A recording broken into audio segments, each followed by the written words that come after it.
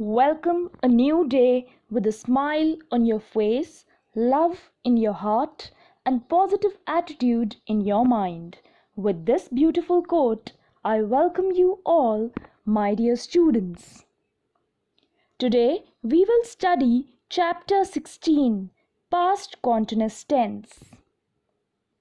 So, children, what is past continuous tense?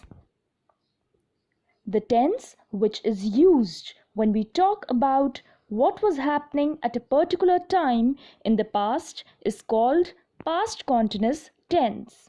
It means that past continuous tense is the tense which we use when we talk about anything which was happening at a particular or specific time in the past. When do we use past continuous tense?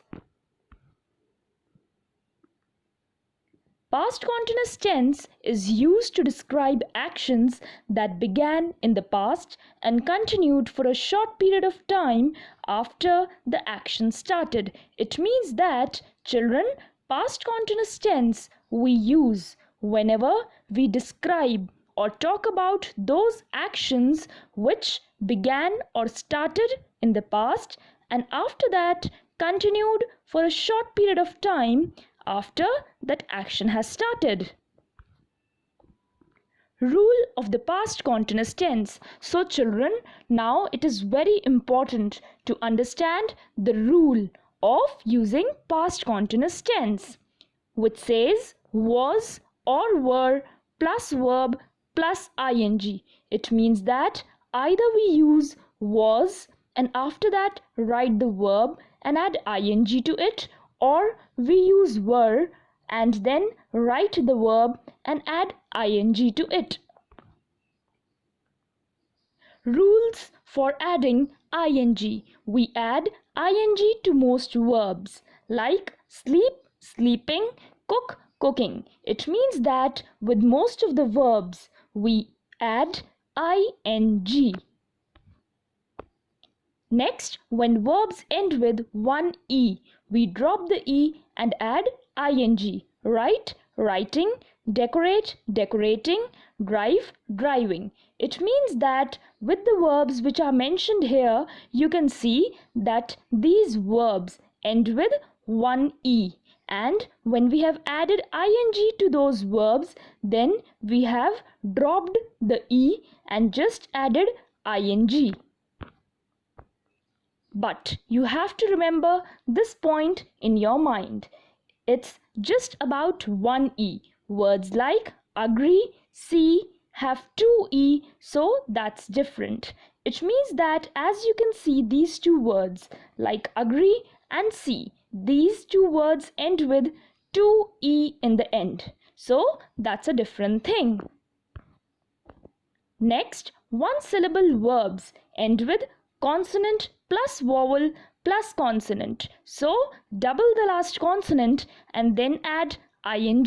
Swim, swimming, skip, skipping. So children, in these verbs mentioned here, there follows a rule of consonant plus vowel plus consonant. So in such a case, we just double the last consonant and after that add ing. Like in swimming, we double the consonant m and add ing, and similarly in skipping we double the consonant p and add ing. Next, do not double if the last letter of the verb is w, x, y. For example, blow, blowing, relax, relaxing, pray, praying. It means that in these verbs which you can see here, we have not doubled the last letter of these verbs because these verbs end with w, x and y. So to these verbs we have just added ing and we have not doubled the consonant. Next, I, he, she, it, all singulars. So it means that with I, he, she, it, all singulars, we follow the rule was plus verb plus ing. That is, we write was and after that we write the verb and add ing to that verb. For example, she was studying, John was singing, I was cooking the food. In all these three sentences, you can see that with she, John and I, we have written was, and after that we have written the particular verb and added ing to that particular verb. Next, we, they, you, all plurals. So with we, they, you and all plurals, we follow this rule: were plus verb plus ing. It means that first we write were, after that we write the verb and add ing to that verb. For example, they were playing, we were reading a book, you were driving carefully. It means that in all these three sentences, as you can notice that with they, we and you, we have written were, and after that we have written the main verb and added ing to that verb. And also in the third sentence you can notice that with the verb drive, we have not written e because the word drive ends with one e, and we have not written that e, we have dropped that e and just added ing to the main verb. Now let us come to interrogative sentences.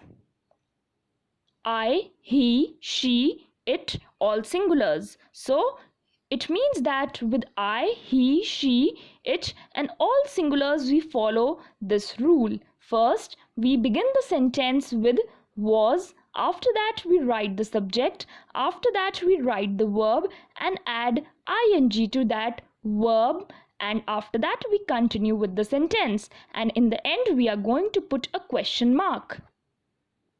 For example, was she washing the clothes? Was I sleeping? In both of these sentences, you can notice that first we have written was, after that we have written the subject, and then we have written the verb and added ing to that verb, and also in the end we have put a question mark. We, they, you, all plurals. So with we, they, you and all plurals, we follow this rule. First we write were plus, after that we write down the subject plus verb plus ing and then continue with the sentence, and in the end we are going to put a question mark. For example, were they decorating the room? Were you listening to the music? So in both of these sentences, you can notice that first we have written were, after that the subject, after that we have written the verb and added ing to that verb, and after that we have continued with the sentence. Also in the first example, you can notice that the main verb is decorating. So we have dropped e as the spelling of decorate ends with one e. So we have dropped that one e and just added ing to the main verb. Thank you, my dear students. I hope you have understood the chapter.